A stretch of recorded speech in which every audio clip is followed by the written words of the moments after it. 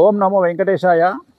గత 5 రోజుల నుండి ఆంధ్రప్రదేశ్ రాజధాని అమరావతి గురించి విపరీతమైనటువంటి డిస్కషన్స్ మనం టీవీలో చూస్తూ ఉన్నాము. అలాగే రాజ్యసభలో, లోక్సభలో జరిగినటువంటి తీర్మానాల గురించి, ఇతరత్ర రేణుకా చౌదరి గారు మాట్లాడినటువంటి అంశాల గురించి, అలాగే జగన్మోహన్ రెడ్డి గారు కొత్తగా చెప్పినటువంటి మావి గన్ అనేటువంటి వివరాల గురించి అన్ని రెగ్యులర్గా చూస్తూ ఉన్నాము. అయితే ఎప్పుడైతే 2015వ సంవత్సరంలో రెండవసారి ప్రధానమంత్రి నరేంద్ర మోడీ గారు మరియు తెలంగాణ ముఖ్యమంత్రి, అప్పటి ముఖ్యమంత్రి కేసీఆర్ గారు మరియు ఆంధ్రప్రదేశ్ అప్పటి ముఖ్యమంత్రి 2015వ సంవత్సరం దసరా రోజున నిర్వహించినటువంటి శంకుస్థాపన మహోత్సవంలో వీళ్ళు ముగ్గురు పాల్గొనడం జరిగినది. ఆ ముహూర్తానికి సంబంధించి నేను ఒక వీడియోను చేశాను సోషల్ మీడియాలో, నా స్వంత యూట్యూబ్ ఛానల్లో పెట్టుకోవడం జరిగినది. అది కానీ రీజన్ తెలియదు చాలామంది, మరి ఎందుకో తెలియదు, అది సోషల్ మీడియాలో లేకుండా చేసినారు. దానికి కారణం ఏంటో నాకు తెలియదు. సో ప్రస్తుతము ఇప్పుడు జరుగుతున్నటువంటి డిస్కషన్ను బేస్ చేసుకొని నేను 2015వ సంవత్సరంలో, అంటే ఇంచుమించుగా 2026 ఇది, అంటే 9 సంవత్సరాల క్రిందట ఆ రోజు శంకుస్థాపన ముహూర్తం, ఆంధ్రప్రదేశ్ రాష్ట్ర రాజధాని అమరావతికి సంబంధించిన ముహూర్తాన్ని బేస్ చేసుకొని దాని పుట్టు పూర్వోత్తరాలు రాబోయే కాలంలో ఎలా ఉంటాయి అని చెప్పడం జరిగింది. ఆ వీడియో ఒక్కసారి చూద్దాం. ఓం నమో వెంకటేశాయ. అమరావతి భూమి పూజ మహోత్సవం శంకుస్థాపన జరిగినటువంటి సమయం మధ్యాహ్నం 12:42 మకర లగ్నంలో జరిగినటువంటి ఈ ముహూర్తం. లగ్నంలో చంద్రుడు, అష్టమ స్థానంలో గురుడు, శుక్రుడు, కుజుడు, అలాగే బుధుడు, కేతువు కాంబినేషన్. ఈ కుండల్ని కనుక గమనించినట్లయితే జరిగినటువంటి ముహూర్తం ఏదైతే ఉందో అది మంచి ముహూర్తం కాదు. ముఖ్యంగా లగ్నంలో చంద్రుడు అనేటువంటిది పూర్తి స్థాయిలో వ్యతిరేకమైనటువంటి ఫలితాలు ఇచ్చేటువంటి అంశంగా భావించాల్సి ఉంటుంది. అలాగే అష్టమ చంద్రుడు అంటే 8వ స్థానం ఏదైతే ఉందో అది చాలా నీచంలో ఉండడం మూలంగా కుజుడు అంటే భూమికి సంబంధించినటువంటి వ్యవహారాలు, శుక్రుడు అంటే అభివృద్ధి, గురువు అంటే పిఆర్ అంటే పర్సనల్ రెప్యుటేషన్, ఇవన్నిటిపై ప్రభావం చూపేటువంటి అవకాశం ఉంటుంది. ముఖ్యంగా బుధ కేతు కాంబినేషన్ అంటే బుధుడు అంటే ఆలోచన పటిమ, ఆలోచన శక్తి, అంటే ముఖ్యమంత్రి యొక్క ఆలోచన శక్తి అనేటువంటిది పూర్తి వ్యతిరేకమైనటువంటి దిశలో పయనించేటువంటి అవకాశం ఉంటుంది. అంటే ముఖ్యమంత్రి తాను తీసుకునేటువంటి నిర్ణయాలు కావచ్చును, లేదా అమరావతి పట్ల అంటే క్యాపిటల్ పట్ల తన యొక్క ఆలోచన ధోరణి కావచ్చును, పూర్తి నెగిటివ్ రిజల్ట్స్ ఇచ్చేటువంటి అవకాశాలు ప్రస్తుతంగా కనిపిస్తా ఉన్నాయి. మరీ ముఖ్యంగా రాబోయే కాలంలో ఇప్పుడు మనకు తీసుకున్నట్లయితే ముఖ్యంగా ఈ ముహూర్తంలో పాలు పంచుకున్నటువంటి వాళ్ళు తీసుకుంటే నరేంద్ర మోడీ ప్రధానమంత్రి, అలాగే ముఖ్యమంత్రి తెలంగాణ ముఖ్యమంత్రి చంద్రశేఖరరావు గారు, అలాగే ఆంధ్రప్రదేశ్ ముఖ్యమంత్రి నారా చంద్రబాబు నాయుడు గారు. ఈ ముగ్గురు విషయానికి కనుక వచ్చినట్లయితే ఈ ముగ్గురిలో కూడా సఖ్యత లోపించేటువంటి అవకాశాలు ఉంటాయి. కారణం ఏమిటంటే ముహూర్త బలం అనేటువంటిది అలా కనిపిస్తా ఉంది. ఆ ముహూర్తంలో ఉన్నటువంటి దోషాల కారణం చేత ఈ ముగ్గురి మధ్యన మనస్పర్ధలు వచ్చేటువంటి అవకాశం కనిపిస్తా ఉంది. అలాగే ఆంధ్రప్రదేశ్ అభివృద్ధి అనేటువంటిది ఎట్టి పరిస్థితుల్లోనూ ముందుకు సాగేటువంటి పరిస్థితి కనిపించడం లేదు. కారణం ఏంటంటే ముఖ్యమంత్రి చంద్రబాబు నాయుడు మనం కనుక తీసుకున్నట్లయితే అతనికి వారికి సంబంధించినంత వరకు అసలు ఎవరు కూడా సపోర్ట్ చేయనటువంటి పరిస్థితి కనిపిస్తా ఉంది. ముఖ్యంగా కేంద్ర ప్రభుత్వం పూర్తి వ్యతిరేకమైనటువంటి ధోరణిలో ప్రవర్తించేటువంటి అవకాశం కనిపిస్తా ఉంది ఆంధ్రప్రదేశ్ ప్రభుత్వం రీత్యా. అంటే బయటికి కనిపించేటువంటిది మాత్రం స్నేహంగా కనిపిస్తుంది, లోపల మాత్రం ఎటువంటి సహాయ సహకారాలు లేనటువంటి పరిస్థితి కనిపిస్తా ఉంది.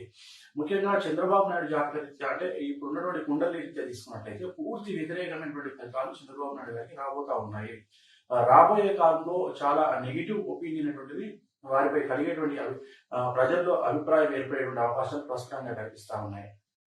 అభివృద్ధికి సంబంధించినంత వరకు వచ్చినటువంటి కంపెనీలు, అది జపాన్ కానీ, మలేషియా కానీ, సింగపూర్ కానీ, వారెవరూ కూడా సహాయ సహకారాలు అందించినటువంటి పరిస్థితికి వచ్చేస్తా ఉంది.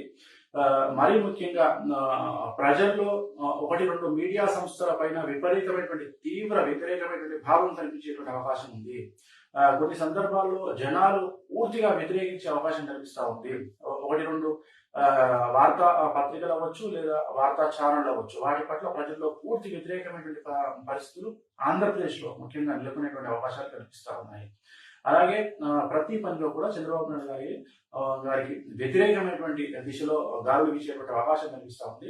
ప్రతిపక్షం బాగా బలపడేటువంటి పరిస్థితి గోచరిస్తూ ఉంది. నవంబర్ 11వ తేదీ 2015 రాబోయే కాలంలో, అంటే ఈ రోజు మనకు ముహూర్తం జరిగింది అమరావతి భూమి శంకుస్థాపన.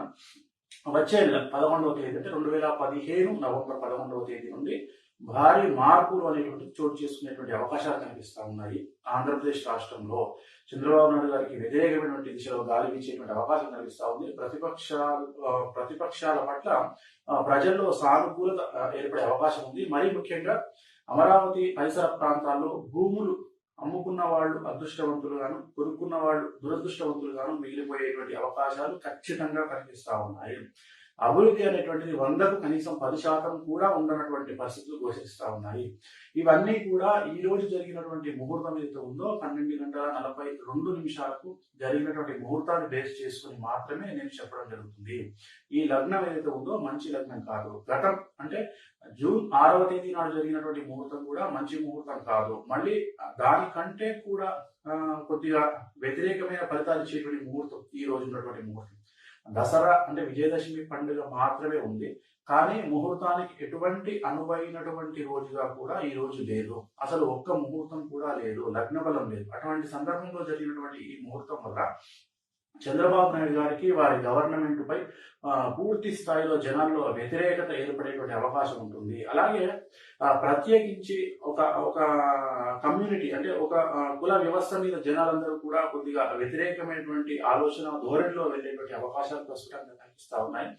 మరీ ముఖ్యంగా విజయవాడ, గుంటూరు జిల్లాలు ఒకవైపు, మిగిలిన ఆంధ్రప్రదేశ్ జిల్లాలన్నీ కూడా ఒకవైపు ఉండి వీరి మధ్య అంతర్యుద్ధం ఏర్పడేటువంటి అవకాశాలు ఖచ్చితంగా గోచరిస్తా ఉన్నాయి. సో చూశారు కదా, పూర్తి స్థాయిలో అమరావతి రాజధాని గురించినటువంటి విశ్లేషణ, ఆ రోజు లగ్నము మరియు ఎక్కడెక్కడ ఏ గ్రహాలు ఉన్నాయి అనే అంశాలను వివరిస్తూ నేను చేసినటువంటి వీడియోని చూసినారు కదా. సో అమరావతి ముహూర్తం అక్టోబర్ 2015వ సంవత్సరము దసరా రోజు నిర్వహించడం జరిగింది.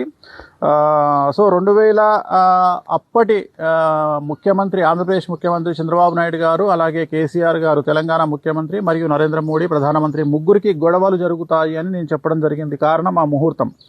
మీరు అబ్జర్వ్ చేస్తే దాని తర్వాత ముహూర్తం తర్వాత ముగ్గురికి గొడవలు జరిగినాయి. చంద్రబాబు నాయుడు గారు బీజేపీ నుండి, ఎన్డీఏ నుండి బయటికి వచ్చినారు. అలాగే కేసీఆర్ గారికి చంద్రబాబు నాయుడుకి గొడవలు జరిగినాయి. Number 1 point.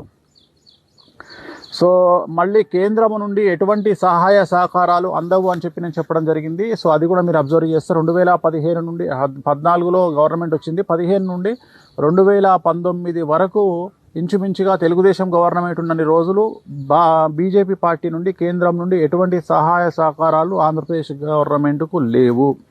అలాగే జగన్ అనేటువంటి అపోజిషన్లో ఉన్నటువంటి, అప్పుడు 2015లో జగన్ అపోజిషన్లో ఉంటే ఈ ముహూర్తం తర్వాత జగన్కు పేరు వస్తుంది, నెక్స్ట్ సీఎం అయ్యే ఛాన్సెస్ ఉన్నాయని చెప్పినటువంటి సందర్భం కూడా ఆ వీడియోలో ఉంది.